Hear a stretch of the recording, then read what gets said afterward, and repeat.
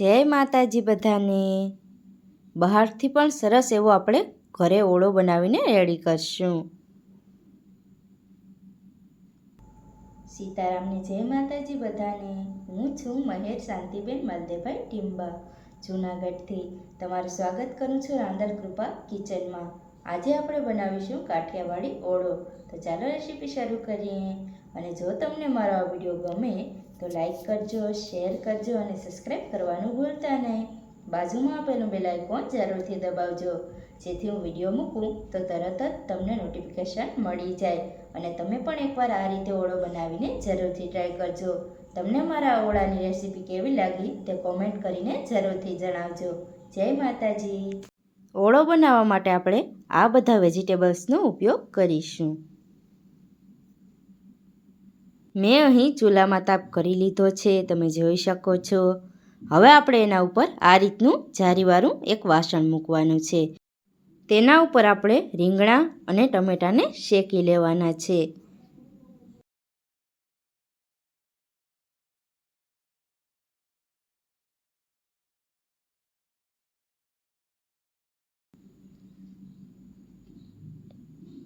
આ રીતે રીંગણા અને ટમેટાં શેકવાથી આપણા ઓળાનો ટેસ્ટ ખૂબ જ સરસ આવે છે। અને આ રીતે ચૂલામાં શેકવાથી તે ખૂબ જ મીઠાશવાળો બને છે। જેથી શક્ય હોય તો આ રીતે ચૂલામાં જ શેકવાનું।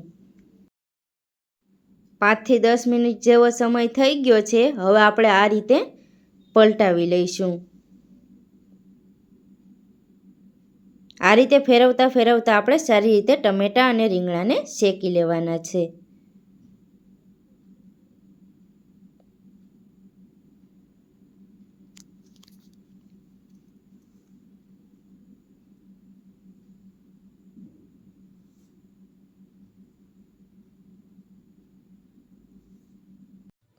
મેં અહીં એક તવી ગરમ કરી લીધી છે, તમે જોઈ શકો છો। હવે આપણે તેમાં આ રીતે માંડવીના દાણા શેકી લેવાના છે। આપણે વધારે કૂક નથી થવા દેવાના। તે જ ગરમ તવીમાં આપણે અડધી ચમચી જેટલું તેલ એડ કરી અને 3 થી 4 નંગ જેટલા લીલા મરચાં, 20 થી 25 કરી લસણની એડ કરી અને સારી રીતે આપણે ચોળવી લેવાના છે। આ રીતે હલાવતા હલાવતા આપણે ગેસ ઉપર કરતા હોઈએ તો ગેસની ફ્લેમ સ્લો રાખવાની છે। તો સરસ એવા આપણા લસણ અને લીલા મરચાં આ રીતના થઈ ગયા છે। હવે આપણે તેને એક વાટકામાં કાઢી લઈશું।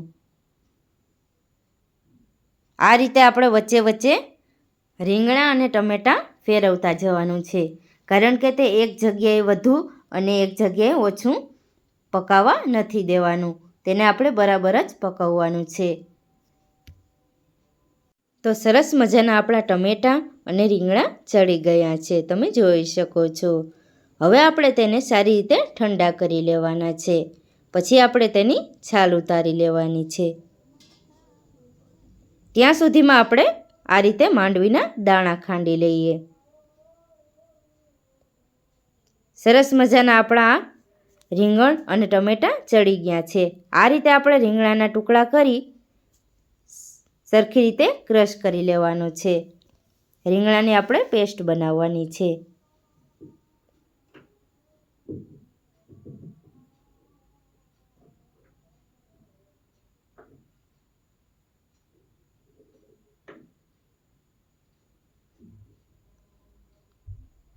રીંગણાની પેસ્ટ બનાવતા પહેલાં આપણે આ રીતે ચેક કરી લેવાનું છે કે આપણું રીંગણું બગડેલું તો નથી ને, કારણ કે ઘણા રીંગણા અંદરથી બગડેલા નીકળે છે। તો આપણું રીંગણ સરસ છે। આ રીતે આપણે ચાકુ વડે પેસ્ટ બનાવી લઈશું। ટમેટાના આપણે આ રીતે ટુકડા કરી અને પછી મિક્સર જારમાં પેસ્ટ બનાવી લઈશું।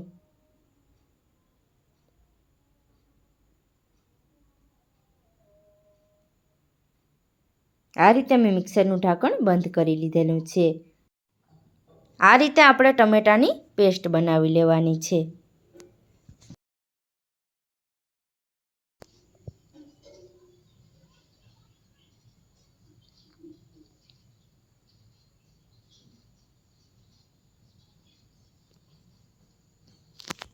તો સરસ મજાની આપણી પેસ્ટ બનીને રેડી છે, તમે જોઈ શકો છો. હવે આપણે તેને એક વાટકામાં કાઢી લઈશું.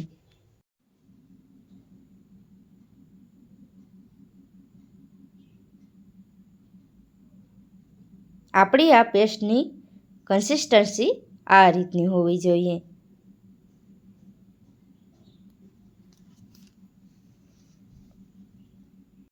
હવે આપણે ડુંગળીની ગ્રેવી બનાવી લઈએ.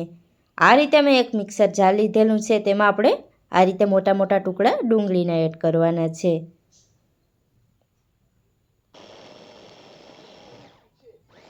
ડુંગળીની આપણે પેસ્ટ નથી બનાવવાની, તેના ઝીણા ઝીણા ટુકડા રહે એ રીતની આપણે ડુંગળી રાખવાની છે.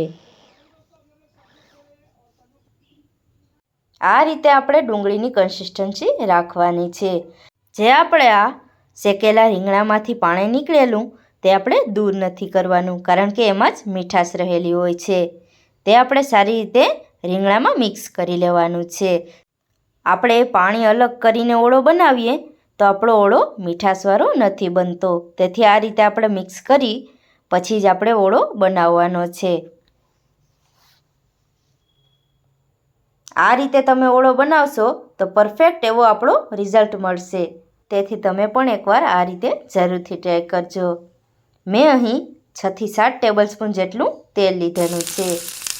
1 ટેબલસ્પૂન જેટલી રાઈ લીધેલી છે.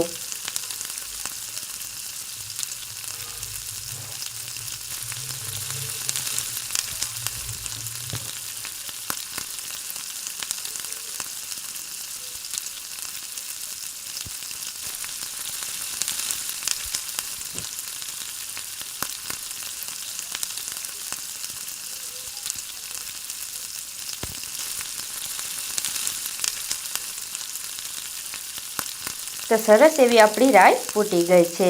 હવે આપણે 1 ટેબલસ્પૂન જેટલું જીરું એડ કરીશું.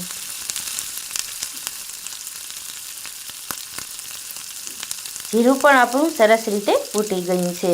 હવે આપણે તેમાં 1/4 ટીસ્પૂન જેટલી હિંગ એડ કરીશું. હવે આપણે ડુંગળીની ગ્રેવી એડ કરીશું.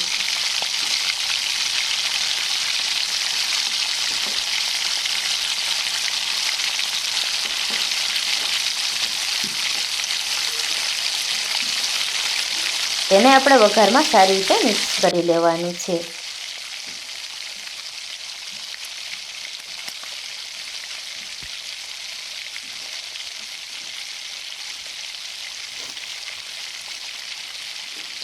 હવે આપણે થોડીવાર માટે થાળી ઢાંકી અને રહેવા દઈશું.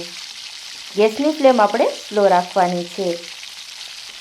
આ રીતે આપણે થોડીવારમાં હલાવતા ડુંગળીને સારી રીતે ચોળવી લેવાની છે.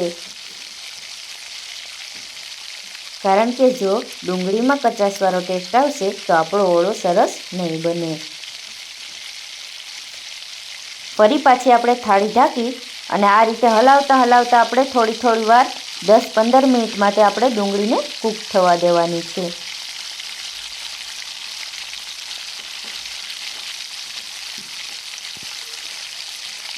આ રીતે આપણે હલાવતા રહેવાનું છે, કારણ કે તે દાજી ન જાય.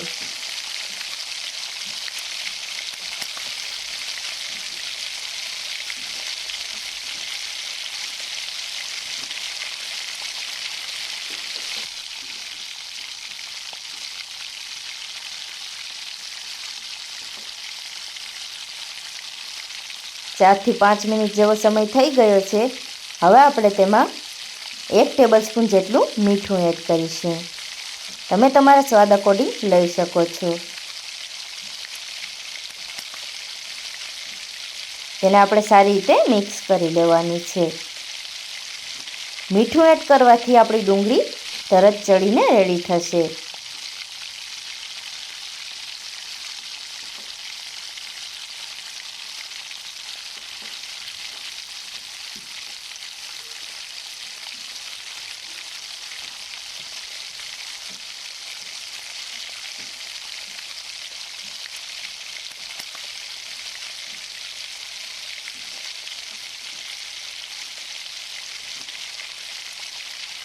તો મેં અહીં ટમેટાની પેસ્ટ એડ કરી દીધી છે, તમે જોઈ શકો છો.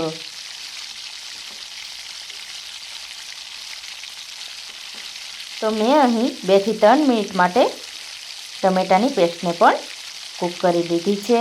હવે આપણે તેમાં 3 થી 4 નંગ જેટલી ડુંગળીના પાન એડ કરીશું અને 3 થી 4 આપણે લસણ લીલું એડ કરીશું, જેથી આપણો ઓળો ખૂબ જ સરસ બની રેડી થશે. તેને આપણે સારી રીતે મિક્સ કરી લેવાની છે.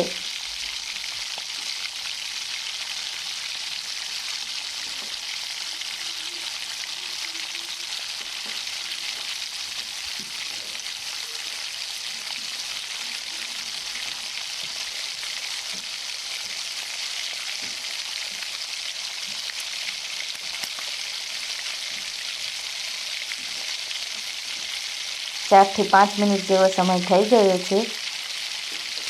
મેં અહીં 1 ટેબલસ્પૂન જેટલું લાલ મરચું પાવડર એડ કર્યું છે અને 1 ટેબલસ્પૂન જેટલું કાશ્મીરી લાલ મરચું એડ કર્યું છે. તમે જે પ્રમાણે સ્પાઇસી ખાતા હોય એ પ્રમાણે આમાં લાલ મરચું પાવડર એડ કરી શકાય છે. તેને આપણે સારી રીતે મિક્સ કરી લેવાનું છે.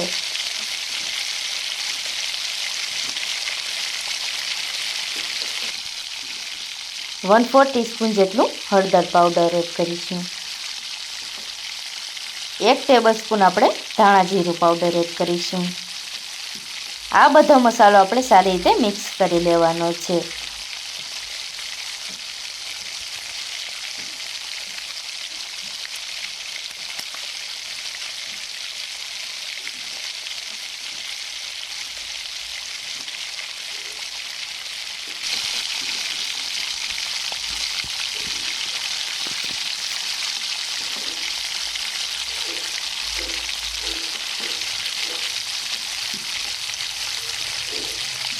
ચાર થી 5 મિનિટ જેવો સમય થઈ ગયો છે.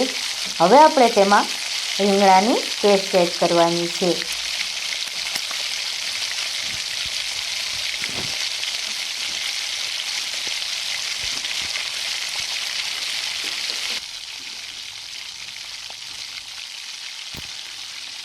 તેને આપણે સારી રીતે મિક્સ કરી લેવાની છે.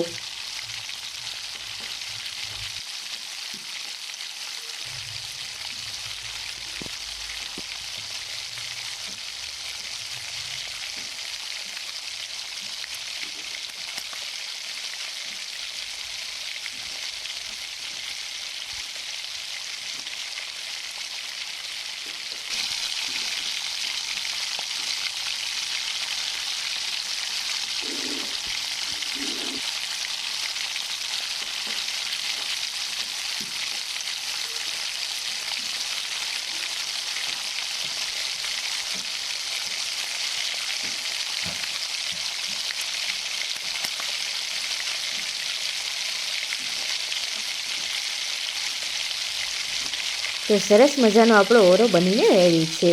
હવે આપણે તેમાં ઉપરથી થોડી કોથમીર એડ કરીશું. તેને આપણે ઓળામાં સારી રીતે મિક્સ કરી લેવાની છે.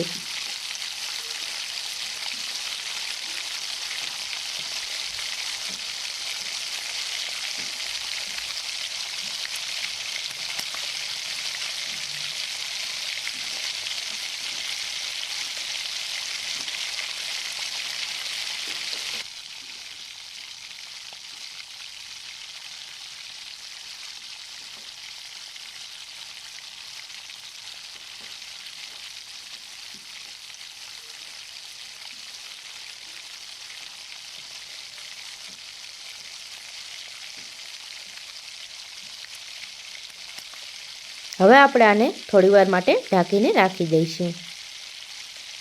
2 થી 3 મિનિટ માટે. 2 થી 3 મિનિટ જેવો સમય થઈ ગયો છે. સરસ મજાનો આપણો ઓળો ચડીને રેડી છે. બહારથી પણ સરસ એવો આપણો ઓળો બનીને રેડી છે. તમે પણ એકવાર આ રીતે ઓળો બનાવીને જરૂરથી ટ્રાય કરજો.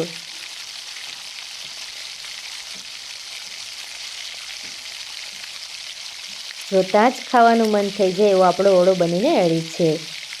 તમે જોઈ શકો છો. હવે આપણે ગેસની ફ્લેમ બંધ કરી દઈશું. તો સરસ મજાનો આપણો બહારથી પણ સરસ એવો ઘરે ઓળો બનીને રેડી છે, તમે જોઈ શકો છો.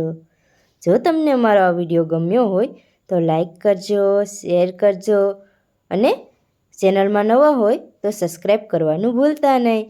બાજુમાં આપેલું બેલ આઇકોન જરૂરથી દબાવજો, જેથી હું વિડીયો મૂકું તો તરત જ તમને નોટિફિકેશન મળી જાય. અને તમે પણ એકવાર આ રીતે ઓળો બનાવીને જરૂરથી ટ્રાય કરજો.